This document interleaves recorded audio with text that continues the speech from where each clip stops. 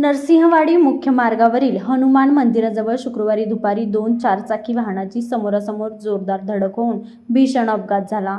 धडक इतकी तीव्र होती की दोन्ही वाहनाचा चालक बाजूचा पुढील भाग पूर्णपणे चेंदामेंदा झाला. या अपघातात शेंडशाळ गावाचे सरपंच सुनील सपकाळ व बाळू मानकापुरे हे जखमी झाले. अपघातानंतर त्यांना तातडीने उपचारासाठी जवळच्या रुग्णालयात दाखल करण्यात आले असून पुढील उपचारासाठी अन्य रुग्णालयात हलवण्यात आल्याची माहिती मिळाली आहे. दरम्यान दुसऱ्या कारमधील दत्त साखर कारखान्याचे व्हाईस चेअरमन शरदचंद्र फाटक हे किरकोळ जखमी झाले असून त्यांनाही उपचारासाठी रुग्णालयात दाखल करण्यात आले आहे.